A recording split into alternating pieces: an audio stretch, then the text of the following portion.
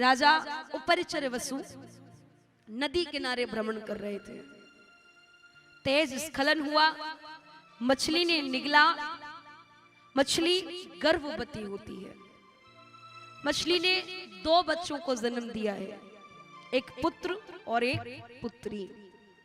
राजा उपरिचर वसु मन में संकल्प करते हैं, मेरे यहाँ कोई संतान नहीं है, ये जो बेटा है इसे मैं अपना उत्तराधिकारी बनाने के लिए अपने साथ राजमहल में लेकर जाता हूं।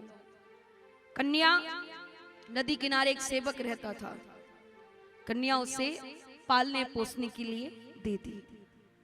कन्या बड़ी होती है, सत्यवती के नाम से कन्या जानी जाती है। वन से लौटकर आ रहे महर्षि पाराशर की दृष्टि सत्यवती के ऊपर पड़ती है।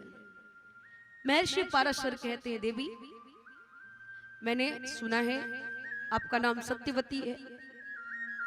कन्या कहती, हाँ मेरा नाम सत्यवती है, प्रणाम। महर्षि पाराशर कहते हैं, मैं तुम्हारे साथ एक आशा है, मेरी समागम की इच्छा प्रकट करती है। जैसे ही कहा, कन्या कहती है, महाराज क्षमा करें, मैं कुमारी हूं, द्वितीय में मत्स्य कन्या हूं, मेरे शरीर से मत्स्य दुर्गंध आती है। परंतु महात्मा जी ने कहा, देवी आप चिंता ना करें, मैं आपका कुमारित्व नष्ट नहीं होने दूंगा। जैसे ही बैठते हैं, कृष्ण द्वैपायन भगवान वेदव्यास जी का जन्म होता है। वेदव्यास जी महाराज ने 4 वेद लिखे। आपको मालूम है कौन कौन से 4 वेद हैं, बताइए? ऋग्वेद, यजुर्वेद, अथर्ववेद और सामवेद। 4 वेद लिखे, 17 पुराण लिखे हैं। देवी पुराण, शिव पुराण, गरुड़ पुराण, विष्णु पुराण आदि आदि अनेक पुराण। सब कुछ किया, परंतु फिर भी मन को शांति नहीं मिलती है। विचार करिए, जब इतने बड़े संत के पास शांति नहीं है तो हमारे आपके पास कहां से आएगी?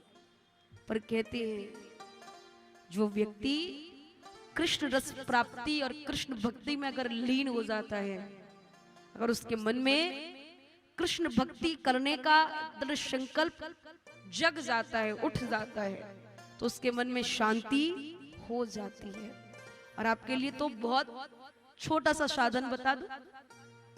आपके सामने कौन बैठे हैं बताइए?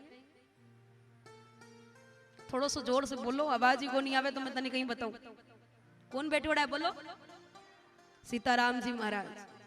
और कहते हैं, राम जी के अगर चरण पकड़ लिए ना तो शांति मिल जाती है। कैसे? क्योंकि राम जी की जो बहन है ना, उनका नाम है शांति। जो राम जी को मनाएगा उसको शांति तो मिलनी ही मिलनी है। बोलो राधे राधे, जोर से बोलो। अगर राम जी को मना लिया, अगर पिताजी को मना लिया, तो बुआ जी तो अपने आप ही प्रसन्न है महाराज। और कवानी टावर ने जितो बुआ जी लाड़ करे, वो तो दूसरों कोई लाड़ को नहीं करे महाराज। तो इसलिए पहले बाप जी ने मनाओ, फिर बुआ जी पाछे पाछे मिली जैसे। तो शांति वो राम जी के चरणों में है।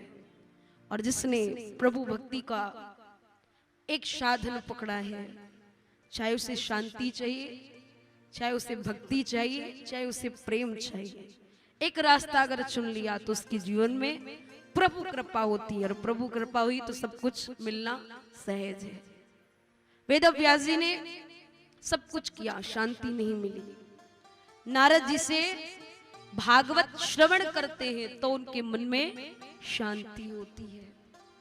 तो उन्हीं के शिष्य शुद्ध जी महाराज नैमिषारण्य धाम शौनकादिक संतों के मध्य पधारते हैं। शौनकादिक संत जन जिनकी आयु बड़ी विचित्र है, कई सारे इंद्र बदल चुके उनके जीवन में, कई बार चतुर्युगी बीत चुके हैं उनके जीवन में। बड़े बड़े संत 88,000 जिनकी संख्या है। कितनी हजार? 88,000। सूत जी आए, शौनकादिक संतों ने उठकर स्वागत किया। सूत जी महाराज कहते हैं, मैं तो आपके पुत्र और पौत्र की समान की आयु का हूं, आप मेरा उठकर स्वागत करते हैं, मुझे ये बिल्कुल भी ठीक नहीं लगता है। अरे मुझे तो आपके चरण स्पर्श करने चाहिए, परंतु आप मेरा खुद उठकर स्वागत कर रहे हैं।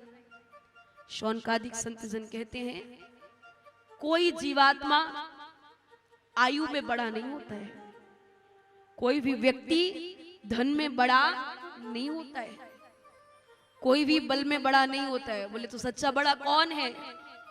तो संत जन बताते हैं कि बड़ा वही है जिसने अपने जीवन में ज्ञान की प्राप्ति करी हो। जो ज्ञान में बड़ा है वो सबसे बड़ा है, चाहे आपका घर का छोटा बालक ही क्यों ना हो।